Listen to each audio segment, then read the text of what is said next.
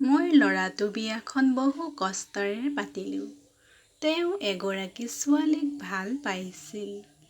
মই নিবিচাৰিছিলোঁ যে সি তাইক বিয়া কৰাওক। সেয়েহে বহু কথা বুজাই দি গাঁৱৰ সাধাৰণ ছোৱালী এজনীৰ লগত বিয়া পাতি দিলোঁ। ছোৱালীজনীৰ নাম মণি। মই জানিছিলোঁ যে সেই ছোৱালীজনী মোৰ ল'ৰাটোৰ বাবে আৰু এই ঘৰখনৰ বাবে বহুত ভাল। সেইবাবে সেই ছোৱালীজনীক মোৰ ল'ৰাৰ লগত বিয়া কৰাই দিলোঁ। মণি আমাৰ ঘৰলৈ আহিল। ছোৱালীজনী পৰিয়ালমুখী আছিল। বয়োজ্যেষ্ঠসকলক সন্মান কৰিছিল আৰু ঘৰুৱা কাম কৰিছিল। মোৰ ল'ৰাটোক এই ছোৱালীজনীৰ লগত বিয়া দি ভাল কাম কৰা যেন অনুভৱ হ'বলৈ ধৰিলে। মোৰ ল'ৰা ৰাজীৱো যেন সুখী। কিন্তু সেই নিশাৰ পিছত মোৰ চিন্তাধাৰ সলনি হ'ল। এদিন ৰাতি প্ৰায় ২ বজাত মোৰ ল'ৰাৰ কোঠাৰ পৰা চিঞৰ-বাখৰ শব্দ আহিবলৈ ধৰিলে।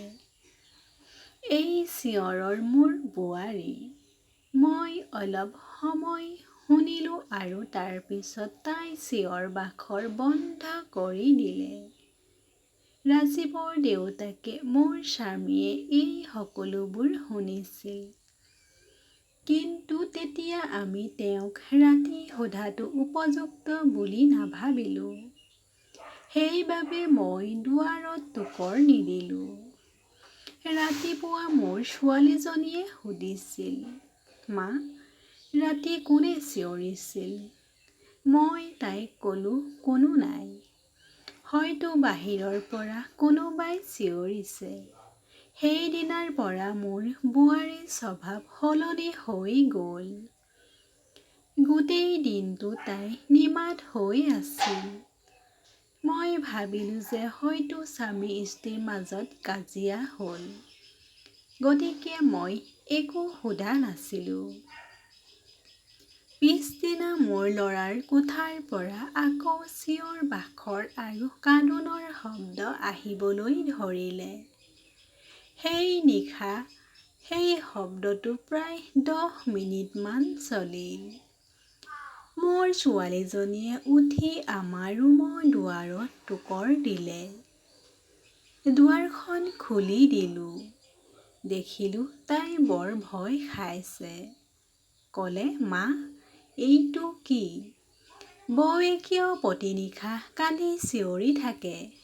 কি হয়?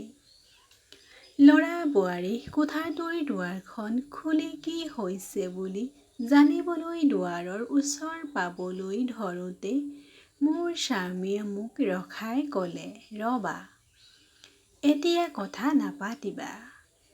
কাইলৈ ৰাতিপুৱা তেওঁলোকক দুয়োৰে লগত কথা পাতিম। সেই ৰাতি মোৰ টোপনি নাহিল। মোৰ বোৱাৰীয়ে ৰাতিপুৱাই সাৰ পাই ঘৰৰ কাম কৰিবলৈ ধৰিলে। ৰাতিপুৱা ল'ৰাৰ কোঠালৈ গ'লোঁ। সুধিল, কি হৈছে? বোৱাৰীয়ে ৰাতি কিয় কান্দে? তাৰ মুখখন সম্পূৰ্ণ হেতা হৈ পৰিছিল। একো কোৱা নাছিল। তাৰ কথা আৰু চকুৰ পৰা স্পষ্টকৈ দেখা গৈছিল কিবা লুকাই ৰাখিছে নেকি। মই মোৰ বোৱাৰীক সুধিলোঁ। তাই কাম কৰি আছিল। তাই একো নক'লে। তালৈ চাই এনে লাগিল যেন তাই ৰাতি ভালদৰে শুই পোৱা নাই। চকুৰে স্পষ্টকৈ ক'ব ধৰিছিল। মই তাইক সুধিলোঁ, কি হ'ল? ৰাতি কিয় কান্দি আছিলা? তাই ক'লে, নাই, মই শুই আছিলোঁ আৰু কোনো শব্দ শুনা নাছিলোঁ। এয়া কি কথা কৈছা, মা? দুয়োজনে একো কোৱা নাছিল। কিন্তু দুয়োৰে মুখৰ পৰা স্পষ্টকৈ দেখা গৈছিল কিবা এটা লুকুৱাই ৰাখিছে দুয়োজনে। কিন্তু কি? এতিয়া যেতিয়াই ৰাতি আহে মোৰ টোপনি নাহে। কাৰণ মাজনিশা আকৌ একেই কথা হয়। বোৱাৰীয়েকে চিঞৰি চিঞৰি কান্দিছিল জোৰেৰে। সেই কোঠাটোত কি হয় তাক লৈ মনত বহু প্ৰশ্ন উত্থাপন হৈছিল। তাৰ পিছত এদিন ৰাতি প্ৰায় 2 বজাত মোৰ ঘৰত কিবা এটা ঘটিল যিটো মই কেতিয়াও কল্পনাও কৰা নাছিলোঁ। মোৰ বোৱাৰী ৰাতি কোঠাৰ পৰা ওলাই আহিল। তাই গাত কাপোৰ নাছিল। চুলি মেলি তাই আহি ঘৰৰ চোতালত বহিল। চিঞৰিবলৈ ধৰিলে আৰু জোৰেৰে কান্দিবলৈ ধৰিলে। আমি পৰিয়ালৰ সকলো সদস্য ওলাই আহিলোঁ। মোৰ ল'ৰাও ভয় খাই কোঠাটোৰ পৰা ওলাই আহিল। বোৱাৰীৰ এনে অৱস্থা দেখি আমি সকলোৰে ভয় খাইছিলোঁ। মই মোৰ ল'ৰাটোক সুধিলোঁ, এইটো কি? সি ক'লে, মাক চাওকচোন, তাই প্ৰতি নিশা 2 বজাত এই কামটো কৰে। কি কওঁ তেওঁলোকক? ৰাতিপুৱা সুধিলে তেওঁ একো মনত নাথাকে। তাই কয়, মই কোৱা একো কৰা নাই। কিছু সময়ৰ পিছত বোৱাৰীয়ে ক্ষান্ত হৈ ল'ৰাটোৱে তাইক কোঠালৈ লৈ গৈ শুৱাই দিলে। মই ভাবি আছিলোঁ কি সেইটো? ল'ৰাক ক'লোঁ তাইক কাইলৈ ঘৰত আহিবলৈ। ৰাতিপুৱাৰ হোৱাৰ লগে লগে মোৰ ল'ৰাটোৱে কিবা অজুহাত দেখুৱাই তাই ঘৰত থৈ আহিলে। মাকৰ লগত কথা পাতিলোঁ। মাকে ক'লে মোৰ ছোৱালীয়ে তেনেকুৱা একেবাৰে নকৰে। বোৱাৰীক এৰি যোৱা 20 দিন হ'ল। এই সময়ছোৱাত তাই ঘৰৰ পৰা ফোন আহি থাকিল যদিও মই এৰাই চলি থাকিলোঁ। মোৰ ল'ৰাটোৱে কৈ আছিল যে মোৰ বাবে সেই দিনবোৰ কেনেকুৱা হ'ল সেয়া মইহে জানো। মই তাক ঘূৰাই আনিব নোৱাৰোঁ। সি মোৰ প্ৰাণ কাঢ়ি নিলে তুমি কি কৰিবা? মই আকৌ তেওঁৰ ওপৰত বিশেষ হেঁচা নিদিলোঁ। কিন্তু মই নিজকে গালি পাৰি আছিলোঁ সেই ছোৱালীজনীৰ লগত মোৰ ল'ৰাটোক কিয় বিয়া কৰাই দিলোঁ। এতিয়া মোৰ ঘৰৰ কোনেও নিবিচাৰিলে যে তেওঁ ঘূৰি আহক। এইদৰে 3 মাহ পাৰ হৈ গ'ল। তাৰ পিছত এদিন হঠাৎ মোৰ বোৱাৰীয়ে নিজৰ বস্তুবোৰ লৈ মোৰ ঘৰলৈ উভতি আহিল। তাই অহাৰ লগে লগে তাই মোক কয়, মা, মই জানো তুমি মোৰ বিষয়ে কি ভাবিছা, কিন্তু আপুনি নাজানে সত্য কি। তাইৰ কথাৰ পৰা মই অনুভৱ কৰিলোঁ যে তাই ক'ব বিচৰা কিবা এটা আছে। মোৰ ল'ৰাটো ঘৰলৈ আহি তাইক দেখি খঙত ক'লে, কিয় ঘূৰি আহিলি ইয়ালৈ? মই আৰু ইয়াত এই ঘৰত থাকিব নোৱাৰোঁ। মই গুচি যাম। মোৰ বোৱাৰীয়ে ক'লে যে সত্য ওলাব বুলি কিয় ভয় কৰে? সত্য কি সেয়া সকলোকে কওক। মই কিয় তেনেকৈ কৰিলোঁ? পুতেকে ক'লে, সত্য কি? সত্যটো হ'ল তুমি পাগল আৰু আপুনি প্ৰতি নিশা তেনেকৈয়ে কৰে।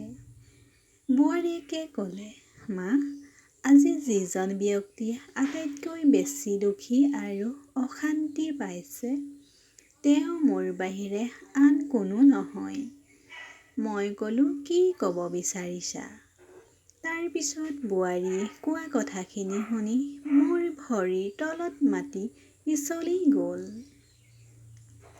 তাই কৈছিল যে তোমাৰ ল'ৰাটোৱে মোক প্ৰথম ৰাতিৰ পৰাই এই নাটকখন কৰিবলৈ কৈছিল, কিন্তু মই মান্তি হোৱা নাছিলোঁ।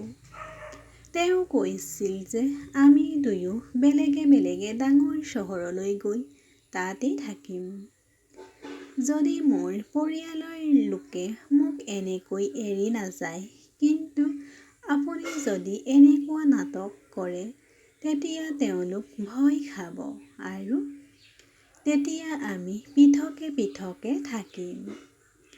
প্ৰথমে মই ক'লোঁ যে ইয়াত সকলোৰে ভাল, কিন্তু তাৰ পিছত যেতিয়া তেওঁ মোৰ লগত কথা নাপাতিলে, তেতিয়া মই তেওঁলোকৰ কথাত সন্মতি দিব লগা হ'ল।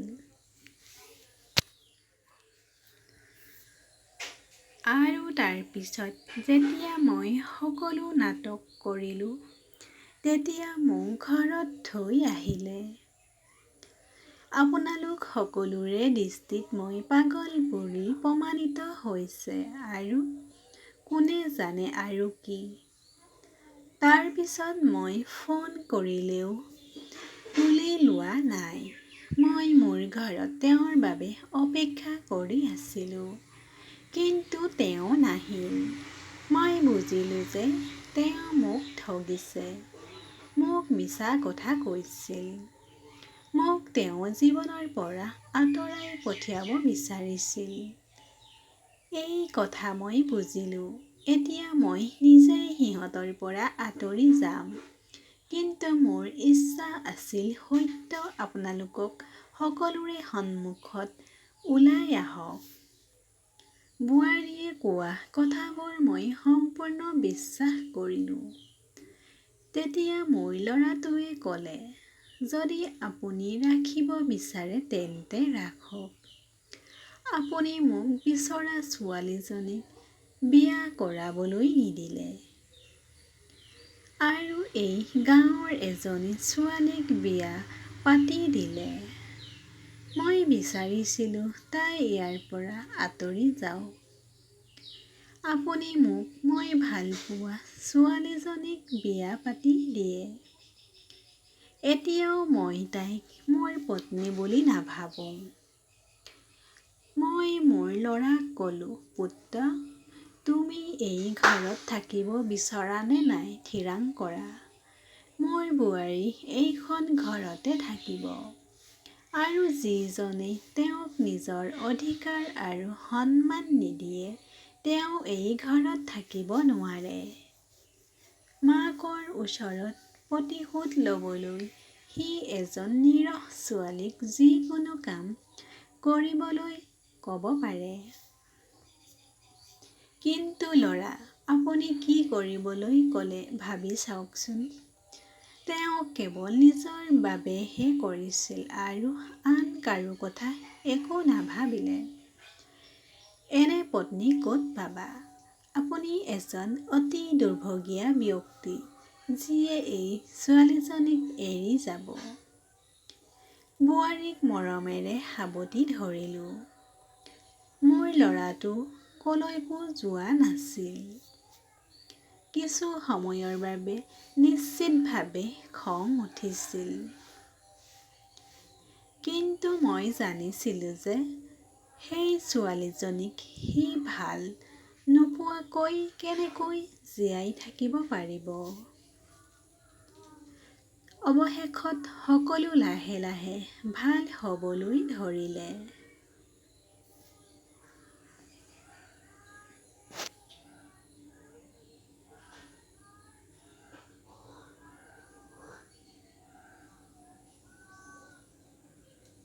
ষ্টৰিটো শুনি ভাল লাগিলে যে লাইক, কমেণ্ট, শ্বেয়াৰ আৰু ছাবস্ক্ৰাইব কৰি দিওঁ।